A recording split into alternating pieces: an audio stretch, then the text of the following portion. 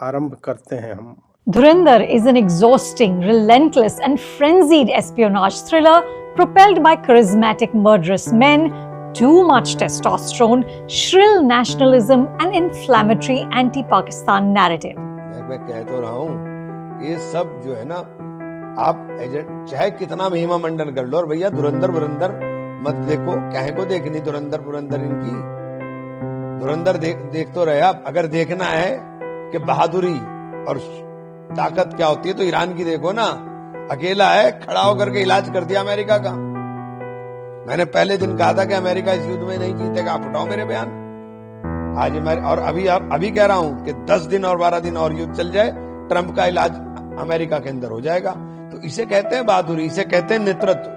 यानी दाऊद इब्राहिम जो भारत के डॉन थे, ये बात तो भारत की सरकार कहती रही है कि पनाह देता है पाकिस्तान, लेकिन पाकिस्तान चलाता है दाऊद इब्राहिम।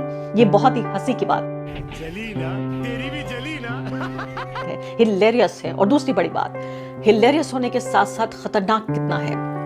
दाऊद इब्राहिम ये कहता है चाहे आप भारत के मुसलमान हो या पाकिस्तान के मुसलमान हो, आपको कौम के प्रति अपनी वफादारी साबित करनी पड़ेगी। मगर क्यों? ये हमजा से, जो भारत का एजेंट है, उससे कहा जाता है, जो लियारी का किंग बन जाता है। अच्छा, आप सोचिए कि कितना खतरनाक ये डायलॉग है कि चाहे आप भारत के हो या पाकिस्तान के हो, अगर आप मुसलमान हैं तो आपको कौम के साथ अपनी वफादारी देखनी पड़ेगी। इस संडे दोस्तों आपके पास 2 चॉइसेस हैं। या तो आप अपने 4 घंटे बर्बाद कर सकते हो इस प्रोपेगेंडा फिल्म को देखने में, जहां आपको मिलेगा बीजेपी की तारीफ, बीजेपी की चाटुकारिता और मोदी का चेहरा, या फिर आप 3 घंटे लगाकर अटेंड कर सकते हो मेरी AI मास्टर क्लास। हजरात, मैं अभी 4 घंटे तक अफीम खा के आई। जी हाँ, हिंसा की अफीम, नफरत की अफीम, वही अफीम। आइए देखते हैं, बैठचंद मजा आएगा।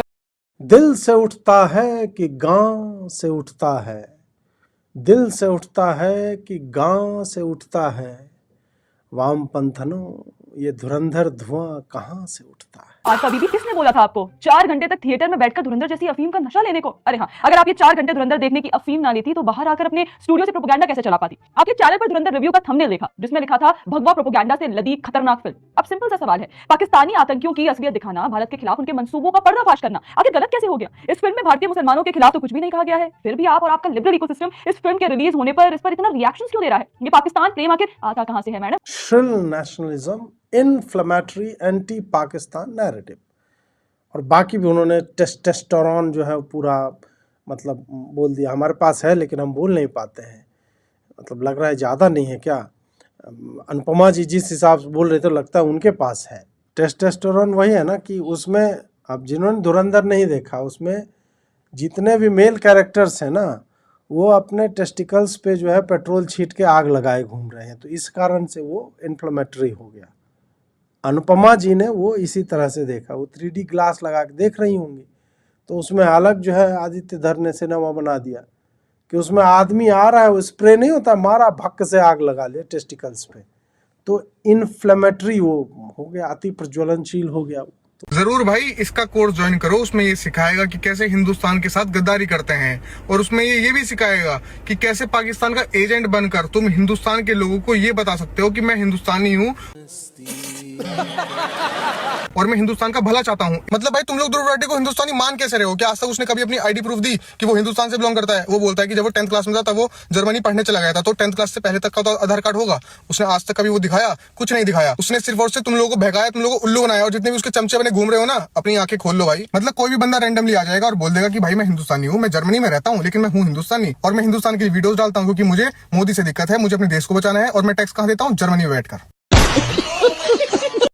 आदित्य, वेरी बढ़िया, बहुत ही बढ़िया। आप और फिल्में, मैंने सुना है कि आप you are making part 2, make it even more violent than part 1, ठीक है, and show Pakistan in the worst possible light. Go ahead, मैं आपसे उम्र में बड़ा हूं, यू हैव माई ब्लेसिंग, और मैं जाके देखूंगा। Part 2 is coming, Pakistani part 2। अभी तो तुम्हारा जानना बाकी है, पार्ट 2 आ रही है, and I would request Aditya धर, कोई मेरा ये मैसेज आदित्य धर तक पहुंचाए। Make the second part 10 times more violent than the first part. And if you need special insights into Pakistan, contact me, I'll do it. ऐसे काम कर रखे हैं भाई लोगों ने वहाँ पे, एक पिक्चर पर बहुत अच्छे लगते, और ऐसे कलाकार हैं पाकिस्तान के अंदर, यू थिंक रहमान डकैत तो Santa Claus. there is such evil that exists inside that country. It should be brought to this. आप देखिए कितना लोग देखने जा रहे हैं, मतलब आज दुनिया में लोग बीजेपी आरएस से ज्यादा हो गया। वोट में हार ही गया ना। धुरंधर का कितना सेल हो रहा है, धमाका धमाका लोग देखने जा रहे हैं। जब लोग बात कर रहे हैं ये बीजेपी का मूवी है, तो मैंने सोचा हाउसफुल है कि नहीं, लोगों ने बोला हाउसफुल है, मतलब बीजेपी जीतने वाला है।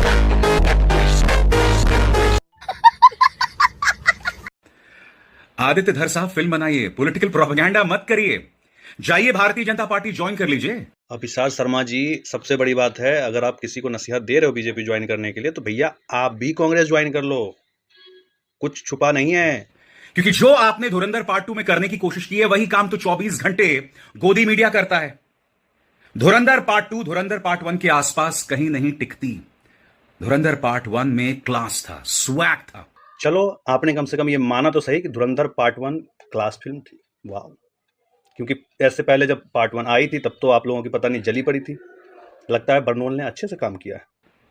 एक निहायत ही वाहियात और बेहुदा पॉलिटिकल प्रोपेगेंडा की बात आप कर रहे हो? अरे भैया, डेली आप मुख्यमंत्री को इस्तीफा दिलवाते हो, प्रधानमंत्री को इस्तीफा दिलवाते हो तो पता नहीं है, लेकिन आपके मुंह से देखो प्रोपेगेंडा वाली बात अच्छी नहीं लगती महाराज, बिल्कुल गलत बात है। यानी कि सालों से भाजपा ने जो गलतियां की उसे जायज ठहराने की कोशिश, नोटबंदी को जायज ठहराने की कोशिश, अजीबोगरीब तर्क देके कि पाकिस्तान से हजारों करोड़ रुपए आ चुके थे इसलिए हमने नोटबंदी कर दी। अरे भाई, अगर यह हकीकत होती तो यह बात बीजेपी पिछले कई सालों से कहती ना, आज तक तो नहीं की। विशाल शर्मा जी, ऐसा है, हर बात गवर्नमेंट ढोल पीट के नहीं बताती है, कुछ चीजें अज्ञात भी होती है, जो आजकल पाकिस्तान में दिख रहा है, पता ही है आपको, इसीलिए तो इतनी तकलीफ हो रही है। ठीक है, जरूरी नहीं हर बात ढोल पीट के बताई जाए। अब पता चल गया ना, पूरे देश को पता चलेगी, परेशान ना हो।